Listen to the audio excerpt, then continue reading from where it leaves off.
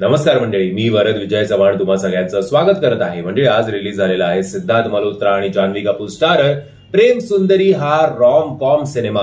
ROM कॉमचाच अर्थ romantic comedy. आता romantic comedy हे जेव्हा मी ऐकतो ना तेव्हा मला ते हास्यजत्रेमधला अरुण कदम सर यांचा विनोद आठवतो की अच्छा रॉम कॉम म्हणजे रोमॅन्टिक कॉमेडी. पण रोमॅन्स करता करता समजा कॉमेडी केली तर आयटम चिडणार नाही. आणि हा पिक्चर बघितल्यानंतर रोमॅन्स करता करता समजा खरंच कॉमेडी केली तर आयटम चिडणार नाही, आयटम ते जास्त एन्जॉय करेल असं तुम्हाला नक्कीच हा सिनेमा बघितल्यानंतर वाटेल. कारण बऱ्याच दिवसानंतर एक तर मी खूप कमी अपेक्षा ठेवून गेलो होतो या सिनेमाकडनं, बट हा सिनेमा बघितल्यानंतर बऱ्याच काळानंतर एक फॅमिली एंटरटेनर बॉलिवूडकडनं सिनेमा आपल्या भेटीला आलेला आहे याची जाणीव आपल्याला होते. ऑलमोस्ट 2.25 तासाचा हा सिनेमा आहे, सो काही फार मोठा सिनेमा सुद्धा नाहीये. म्हणजे ही गोष्ट आहे परमची, जो एक दिल्लीचा मुलगा आहे, आणि सुंदरीची जी केरळची मल्याळी मुलगी आहे. आता काही कारणास्तव परम जो आहे तो केरळला येतो. केरळला तो एक ऍप डाउनलोड करतो. तिकडे त्याला ही मुलगी भेटते आणि मग यांचं बोलणं चालू होतं आणि मग हळूहळू यांची कम्पॅटिबिलिटी वाढते. आता ज्या वेळेला परम सुंदरीला प्रपोज करणार त्यावेळेला एक मोठा ट्विस्ट येतो गोष्टीमध्ये. आता तो ट्विस्ट काय आहे हे जाणून घेण्यासाठी हा सिनेमा सिनेमागृहात जाऊन बघा.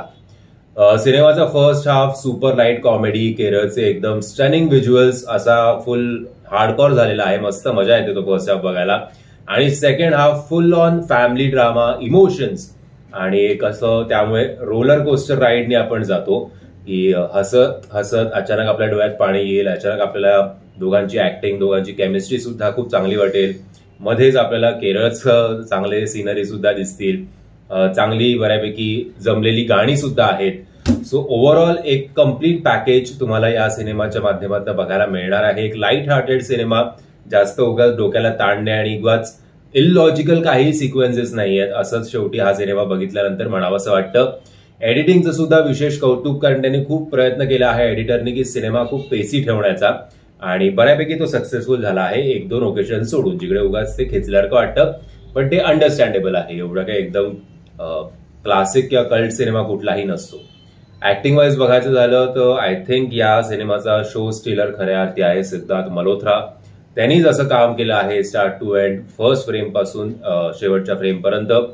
त्यांनी हा शो कॅरी केला आहे स्वतःच्या खांद्यावर असं म्हणायला हरकत नाही. आणि जान्हवी कपूरचं दिसलीये ती सुंदर, ती मल्याळी मुलगी म्हणून सुंदर वाटते सुद्धा. तिची आणि सिद्धार्थ मल्होत्राची केमिस्ट्री खूप चांगल्या प्रकारे आपल्या समोर आली आहे, ती प्रेझेंट खूप चांगल्या प्रकारे झाली आहे. फक्त कुठेतरी तिचा ऍक्सेंट जरा मध्ये मध्ये खटकतो, एवढाच काहीतरी जर फॉल्ट काढायचंच असेल तर.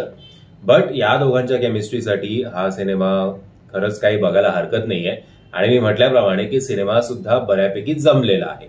अगदी क्लासिक किंवा कल्ट नसेल तर हा, आता तुमची चॉईस काय आहे. तुम्हाला रॉमकॉम बघायला आवडतात, आय थिंक मुलींना हा जॉनर जास्त आवडतो मुलांपेक्षा.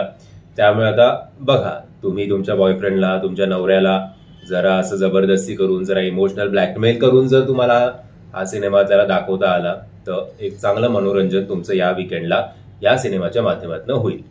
ओव्हरऑल मी या सिनेमाला देईन 3 स्टार. 3.5 स्टार द्यायला पण हरकत नाहीये, पण 3 स्टार. तुम्ही हा सिनेमा बघितला आहेत का, आणि जर बघितला असेल तर मताशी सहमत आहात की असहमत आहात हे कमेंटच्या माध्यमातून कळवा. व्हिडिओ आवडला असेल तर लाईक, शेअर आणि चॅनलला सबस्क्राईब करायला विसरू नका. जय हिंद, जय महाराष्ट्र.